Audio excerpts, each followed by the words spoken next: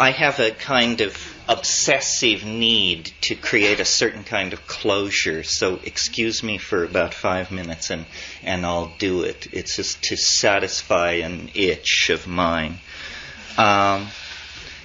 It's the need to try and tie this all together and make some kind of sense of it. I mean, what does a plant that heals wounds have to do with hallucinogens, and what do these things have to do with a global planetary crisis in the ecosystem, and what does that have to do with each of us?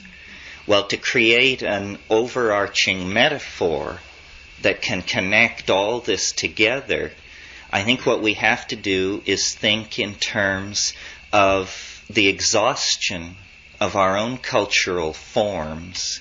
I mean, that's what we're living through, is a global dying created by the exhaustion of our cultural forms and the vitality of the cultural forms that we see in these so-called primitive, I call them pre-literate people. As Nicole pointed out, they have nothing. But what they seem to have that we cannot seem to get a grip on is a kind of dynamic equilibrium with their environment and peace of mind in the felt experience of the moment. These are the two things we don't have. As a society, we cannot seem to make peace with nature. As human beings, as individuals, it's very hard for us to be at peace with ourselves. I mean, I consider my own life the search for peace of mind. Forget enlightenment, forget shunyata, all this stuff. Just a little peace of mind would be a tremendous boon as far as I can see. So I really think that there's a confluence here of themes and possibilities. It has this richly plotted texture that always lets you know that you're in the presence of a higher order of things. It's that the shamans whom we admire, who we idealize, are seen to be at the center of this environment, the warm jungle, the tropics, the warm tropics, that we find it necessary to destroy. So it's a perfect image of us being at war not only with ourselves, but with nature itself.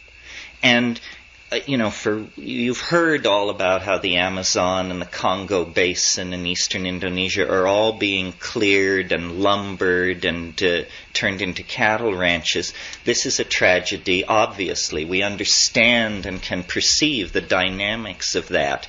But how to make sense of a situation where, as the World Bank and the IMF attempt to halt this kind of destruction, on the other side of the coin, the United States State Department and the DEA and these agencies propose and are planning to carry out the defoliation of the Waijaga Basin. So there's a schizophrenia here that is not academic. I mean, are we trying to get the patient well, or are we pulling the plugs one by one? We seem to be acting in both dimensions simultaneously. And I think it's because we have not in this culture awakened to the depth of the crisis that surrounds us. There's a lot of kind of self-congratulatory backslapping going around these days over the fact that communists everywhere are in hot water and have to admit that they did it wrong. And this gives a lot of satisfaction to people who feel that that means we did it right. We didn't do it right. They did it wrong and now admit they did it wrong. We do it wrong and have yet to even raise the possibility of turning away from what we are doing. The internal contradictions of Marxism were based on a false definition of what people are. People do not respond to central planning, hortatory propaganda, and stereotyping. Neither do people respond to an ethos of self-denial or a view of human beings that denies the fact that we have certain itches which must be scratched. So, I think that the collapse of Marxism is only the collapse of the outer edge of the societal and civilizing assumptions that we have made. After all, Marxism is nothing more than the millenarian retread of Christian millenarianism. And so is modern science, yet another secular retread of Christian millenarianism. So our culture is in trouble. Not trouble. We are at a terminal crisis, a bifurcation that it can only go one of two ways. Horror beyond your wildest imagination, or breakthrough to dignity, decency, community, and caring beyond your wildest imagination. Now, where do you look for models? Where do you go? The answer is so obvious. You go to nature. Nature has been playing this game for 3 billion years on this planet. We have been playing the game, we, the apostles of Christian scientism, for about 2,000 years.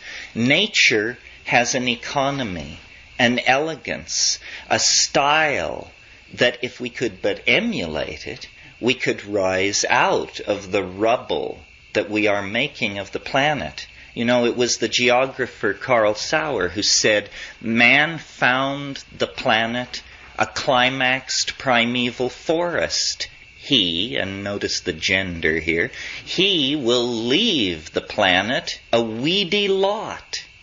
A weedy lot. Well, now this is a metaphor where you change climaxed rainforest for weeds, but it's also true.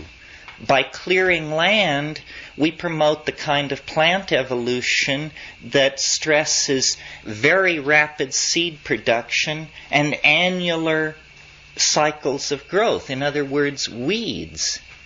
And this tendency to find perfection and then to leave rubble in our wake has haunted us for the past 3,000 or 4,000 years of our history. Now, with the ozone shield disappearing, with acid rain falling on the earth that can melt blocks of marble, with the CO2 levels rising, with the levels of strontium and chlorofluorocarbons, and the litany, we have now one last chance to fish or cut bait. And the place where nature has provided the models for how to respond to this situation is the climaxed rainforest. Only the climaxed tropical rainforest has the kind of complexity of signal transfer,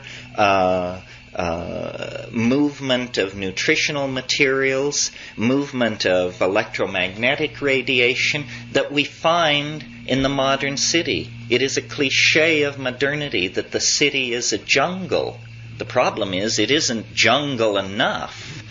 And I think it's the task of the new shamans to take the metaphor of the jungle, which is a metaphor of tremendous wealth, tremendous variety, a tremendous outpouring of form and of energy and of potential fulfillment of various bifurcation patterns of flow, to take that and enrich our own lives with it. And the way this is done is by empowering the presence of experience.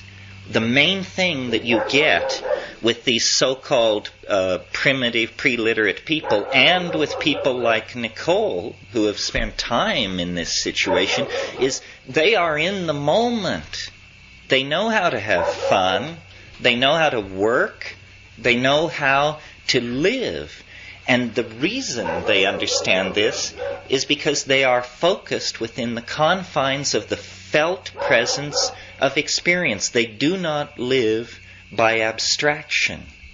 And abstraction is the knife poised at our hearts. We are so much the victims of abstraction that with the earth in flames, we can barely rouse ourselves to wander across the room and look at the thermostat. That's the level of disimpassioning that abstraction has laid upon us.